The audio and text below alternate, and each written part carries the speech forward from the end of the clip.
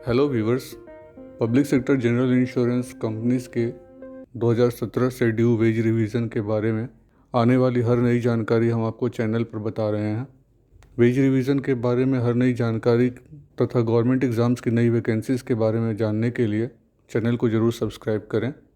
Financial institutions के लगातार हो रहे सैलरी बढ़ोतरी और वेज रिवीजन के बीच इंश्योरेंस एम्प्लॉयज़ के वेज रिवीजन को लेकर किसी भी प्रकार की मीटिंग का न होना यूनियंस या एसोसिएशंस को लेकर एक अविश्वास का माहौल बना चुका है और लगता है कि यूनियन सब जाग गई हैं, क्योंकि हर दिन आपको कोई ना कोई नई खबर जानने के लिए मिल रही है। इसी सिलसिले में आज जो नई जानकारी हम आपको देने जा रहे हैं वो किसी गुड न्यूज़ से कम नहीं है। तो क्या है ये गुड न्यूज़, जानेंगे इस वीडियो में।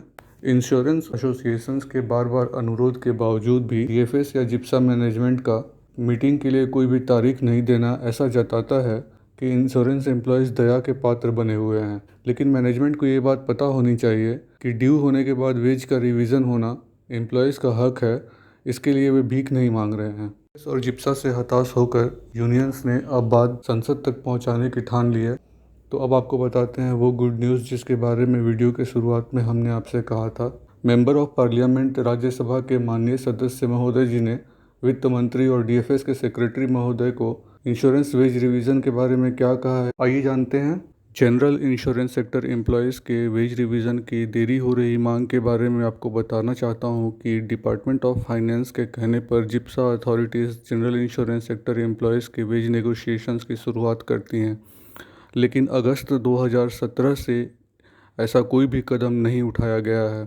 माननीय राज्यसभा सदस्य ने ये बात कही है कि बैंकिंग और एलआईसी सेक्टर के वेज रिवीजन होने के बाद हर बार की तरह इस बार भी ये उम्मीद थी कि जनरल इंश्योरेंस सेक्टर का वेज रिवीजन भी बैंकिंग और एलआईसी के आधार पर किया जाएगा। उन्होंने वित्त मंत्री से कहा है कि पिछले महीने एलआईसी का वेज रिवीजन होने के बाद जनरल इंश्योरेंस सेक्टर का वेज रिवीजन नेगोशिएशन की बात आगे बढ़नी चाहिए थी, लेकिन जिस रफ्तार से ये बात आगे बढ़नी चाहिए थी उस रफ्तार से ये बिल्कुल भी आगे नहीं बढ़ी है। उन्होंने वित्त मंत्री को ये बताया कि 3 साल बीतने के बाद भी ऐसा लगता है कि department of financial services DFS ने जिप्सा अथॉरिटीज़ को किसी भी प्रकार की इंस्ट्रक्शन नहीं दी है कि वे जनरल इंश्योरेंस एम्प्लॉयज़ के वेज रिवीजन के नेगोशिएशन की बात को आगे बढ़ाएं।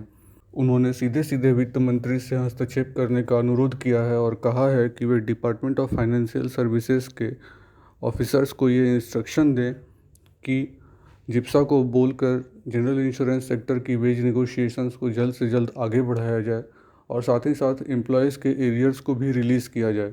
वित्त मंत्री को ये याद दिलाते हुए उन्होंने कहा है कि इंश्योरेंस एम्प्लॉयज़ कोरोना वॉरियर्स की तरह कोविड-19 पैंडमिक के शुरुआत से ही देश के नागरिकों को सारी सुविधाएं मुहैया करा रहे हैं और इसीलिए ये बहुत ज़रूरी है कि ये सुनिश्चित किया जाए कि public sector general insurance companies के एम्प्लॉयज़ का वेज रिवीजन सक्सेसफुल यानी सफलतापूर्वक और जल्द से जल्द पूरा किया जा सके।